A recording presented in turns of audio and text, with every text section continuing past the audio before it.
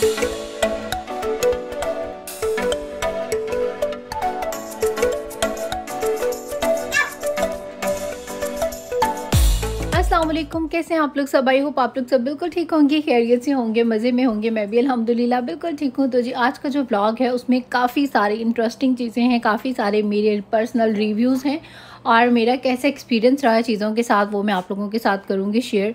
और यहाँ पर सबसे पहले तो जी आज बारी थी मेरे लिविंग रूम की, क्योंकि यहाँ पर आए ने अगेन जो है वो कोक फेंक दी थी इसके ऊपर जो शीट बिछी हुई थी। तो मैंने कहा इसको जो है जल्दी से वॉश कर लेते हैं। हाथ से उतने अच्छे से वॉश नहीं होती है, लास्ट टाइम मैंने की थी बट अच्छी नहीं हुई। तो मैंने क्या किया है, इसको वॉशिंग मशीन में डाला और थोड़ी देर के लिए चलाया।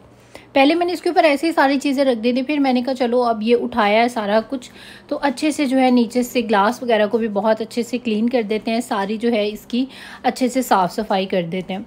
तो कहते हैं ना कुछ चीज़ें आपके प्लान में तो नहीं होती, लेकिन आहिस्ता आहिस्ता जब आप करने स्टार्ट होते हैं तो फिर आप जो है वो सारा ही शुरू हो जाते हैं। और मेरे साथ भी आज जो है वो ऐसा ही हुआ है कि यहाँ पर एक्चुअली गिरी थी कोक और इसको जो है क्लीन करना था। फिर बस मुझे ना जोश आ गया, मैंने कहा बस यहाँ पर जो है ना फिर सारा ही कुछ क्लीन कर दो। अब जब क्लीनिंग जो है स्टार्ट हो ही गई है, वैसे भी जब आप एनर्जेटिक होते हैं तो फिर आपका दिल करता है कि जल्दी जल्दी जो काम डन वो हो ही जाए। और सबसे अच्छी बात ये होती है कि जब हस्बैंड घर होते हैं तो बच्चे जो है ना उनकी कोई प्रॉब्लम नहीं होती, वरना बच्चों के साथ काम करना जो है ना वो बहुत ज़्यादा मुश्किल हो जाता है। अच्छा मेरे साथ ना एक चीज़ ज़रूर होती है, जब मैंने शावर लेना होता है ना तो उससे पहले पता नहीं क्यों मैं अपने घर की झाड़ पोंछ ज़रूर ही करती हूँ।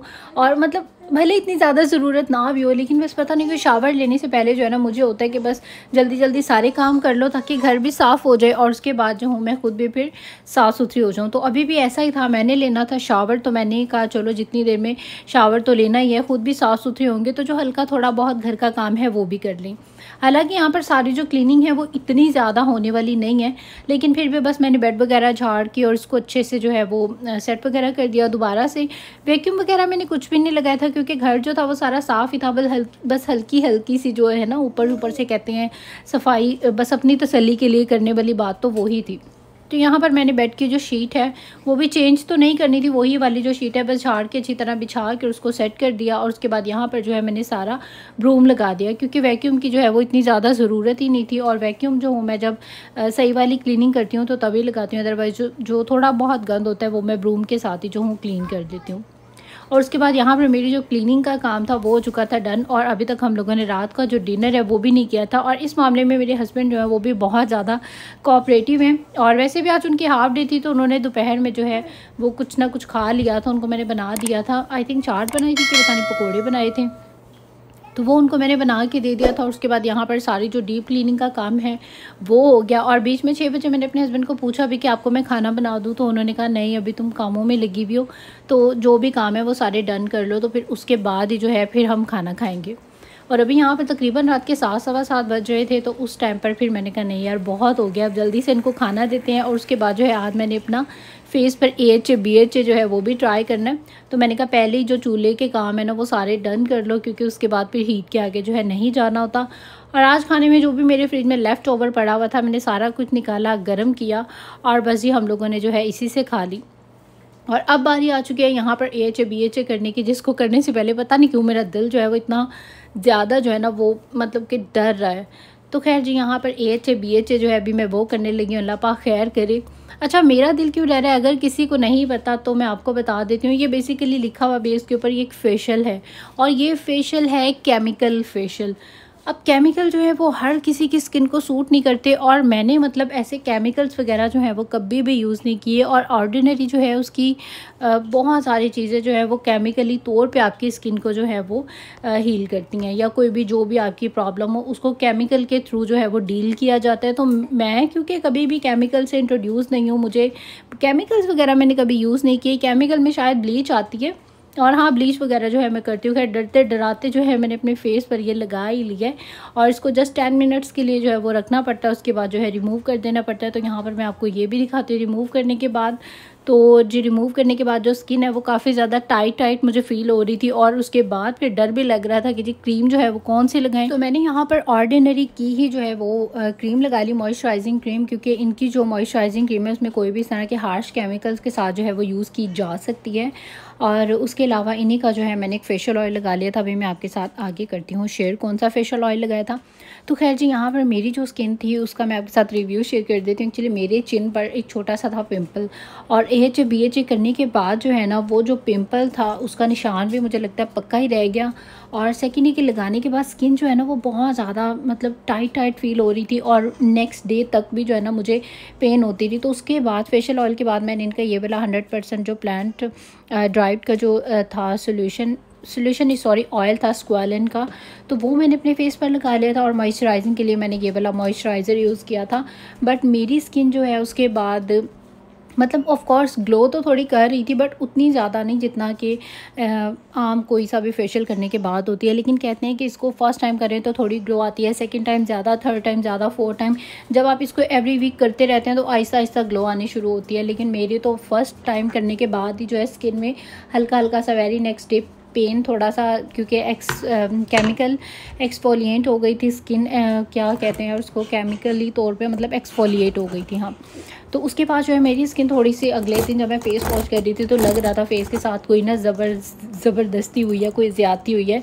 तो खैर उसके बाद मैं तो थोड़ा सा डर गई हूँ, अभी पता नहीं ये क्यों है, क्योंकि मैं पहले जो यूज़ करी थी, मैं पहले लैक्टिक एसिड यूज़ करी थी, और लैक्टिक एसिड भी एक एक्सफोलिएटर है। मुझे जहाँ तक समझ आ रही है कि मेरी शायद एक्स्ट्रा जो एक्सफोलिएटिंग है वो हो गई है, क्योंकि वो भी लैक्टिक एसिड जो है वो AHA है, और वो भी एक स्ट्रॉन्ग वाला केमिकल है। और उसके बाद मैं रूटीन में अभी वो यूज़ कर रही थी, और उसके बाद मैंने जो है AHA BHA कर लिया, तो वो डबल जो है ना वो डबल केमिकल डोज हो गई।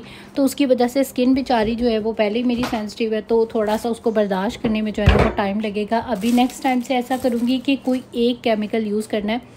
हालांकि मुझे लैक्टिक एसिड जो है उसका रिज़ल्ट बहुत ज़्यादा अच्छा लग रहा था, स्किन जो है वो एक्सफोलिएट भी बहुत अच्छे से जो है वो हो रही थी। तो खैर जी, वीडियो जो है मेरी भागती जा रही है, आपने देख ही लिया। मैंने यहाँ पर अपने जो ब्रशेज़ हैं वो बहुत अच्छे से सारे दूसरे एक कॉम की हेल्प से जो है सारे क्लीन कर दिए। और उसके बाद जी यहाँ पर मैंने ट्रिक लगाई थी कि जी अपनी ये जो है ना ये वाटर टैंक जो है इसके अंदर मैं थोड़ा सा ना ये डाल देती हूँ फेबुलस, कि क्लीनिंग भी होती रहेगी जब भी हम फ्लश आउट करेंगे, और उसके साथ साथ जो फ्रेगरेंस है वो भी आएगी। लेकिन जैसा कुछ भी नहीं हुआ, सारा वो भी मेरा वेस्ट गया, कोई खुशबू नहीं आई जब मैंने उसको फ्लश आउट किया। तो और उसके बाद यहाँ पर अभी मैंने ले लिया था शावर, और आफ्टर शावर मैं आपके साथ बहुत अच्छी अपनी फेवरेट प्रोडक्ट्स जो है वो शेयर करने लगी हूँ, जो कि मैं रूटीन में यूज़ करती हूँ। सबसे पहले तो ये सिलिकॉन मिक्स, इसका कंडीशनर दी बेस्ट, और आपके बालों को बहुत सिल्की शाइनी बड़ा ही प्यारा कर देता है।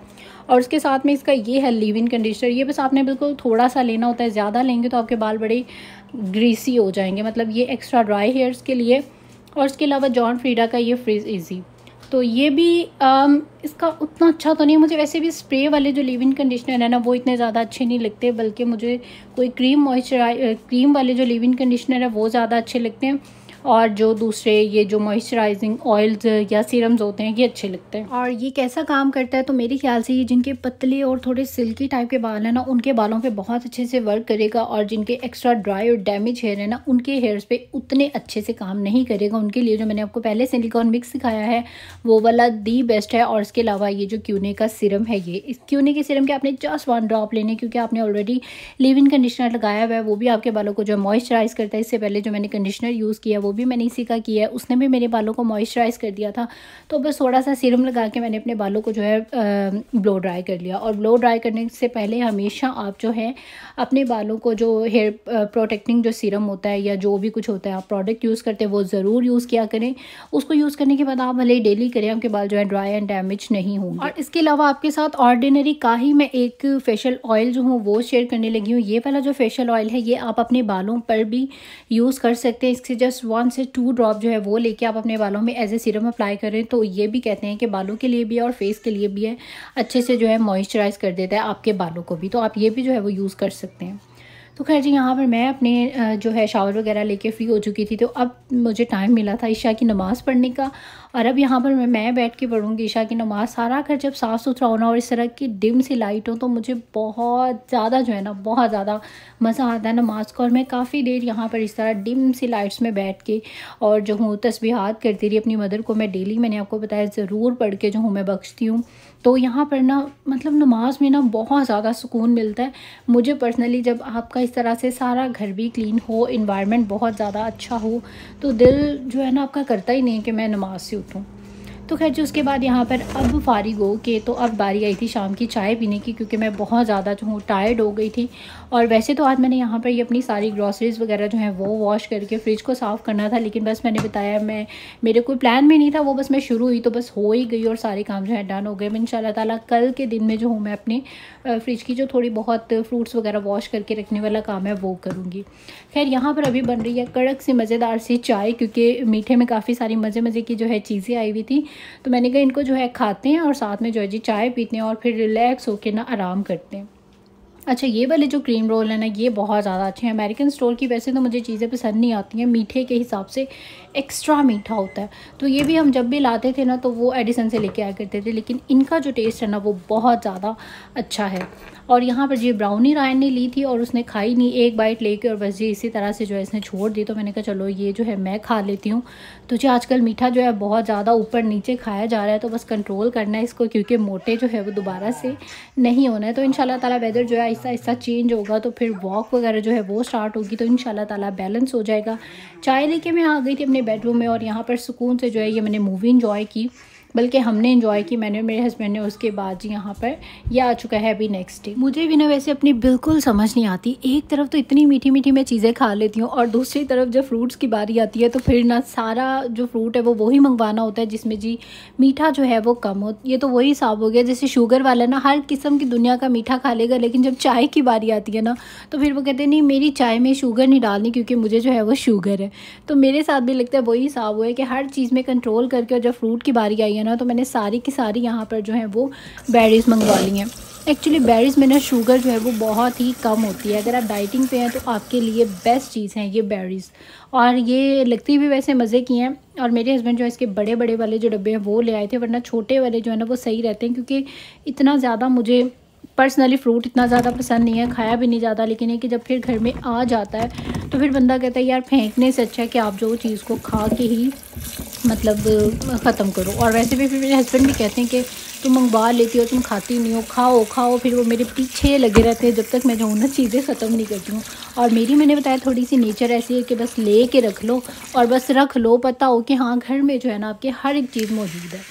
तो खैर जी, लेकिन अब मैं जो हूँ इसको खाना भी शुरू हो गई हूँ। इंशाल्लाह ताला ये सारे के सारे मैं खाऊंगी। और ये मुझे अपनी जो बास्केट है ये इतनी ज़्यादा पसंद है ना बेरीज़ के लिए, तो मैं अपनी बेरीज़ सारी इसी में ही डाल के रखती हूँ, क्योंकि इसमें बहुत अच्छी मतलब ये जाली भी लगी हुई है, इसमें वॉश भी बहुत अच्छे से आपके फ्रूट हो जाते हैं। और अगर आपने फ्रिज में रखना है तो आटे में या सालन वगैरह में इसकी जो फ्रेगरेंस है वो भी नहीं जाती। वैसे मैं अपने फ्रिज में कभी भी खुला सालन या खुला आटा वगैरह कुछ भी नहीं रखती हूँ, मैं हमेशा उसकी लिड जो होना प्रॉपर बंद करके फिर ही रखती हूँ। और यहाँ पर जो रात से जो है वो बारिश लगी हुई है और ये सारी जो बर्फ़ है ना ये सारी मुझे लगता है बारिश ने ना पिघला देनी है, तो बहुत अच्छी बात है। बस अब बहुत हो गई स्नो अब जो है ना थोड़ा सा रूटीन में आए और कहीं बाहर वो निकले, मौसम थोड़ा अच्छा हो। अब जिस दिन धूप निकलेगी तो इंशाल्लाह ताला मैंने बाहर जाना है, क्योंकि बहुत ज़्यादा दिल कर रहा है कहीं ना कहीं वॉक करने का या कहीं जाने का। और इंशाल्लाह ताला हस्बैंड की छुट्टियाँ आएंगी तो फिर हम लोग कहीं ना कहीं घूमने फिरने भी जाएंगे, शॉपिंग भी मैंने अपनी करनी है। तो फ्यूचर के जो ब्लॉग्स हैं वो आपने देखने हैं ज़रूर। और उसके बाद यहाँ पर मैं अपनी स्ट्रॉबेरीज़ लेके मज़ेदार सी, इतनी ये मज़े की थी ना स्ट्रॉबेरीज़, वो लेके मैं जाने लगी हूँ जो अपने लिविंग रूम में, यहाँ पर बैठ के इंजॉय करूँगी अपनी स्ट्रॉबेरीज़ को। और आई होप आप लोगों ने भी इंजॉय किया होगा आज के मेरे इस ब्लॉग को। वीडियो अच्छी लगी है तो ज़रूर लाइक करते हैं इस वीडियो को, सब्सक्राइब कर लें मेरे चैनल को, इंस्टाग्राम पे कर लें मुझे ज़रूर फॉलो। और अब आप लोग दे दीजिए मुझे इजाज़त, इंशाल्लाह आप लोगों से होगी फिर मुलाकात एक नए ब्लॉग में। तब तक अपना रखिएगा बहुत ज़्यादा ख्याल, मुझे रखिएगा अपनी दुआओं में याद, मैं भी आप सबको अपनी दुआओं में याद करती हूँ। इंशाल्लाह होगी फिर मुलाकात। टिल देन टेक केयर, अल्लाह हाफिज़ एंड बाय बाय।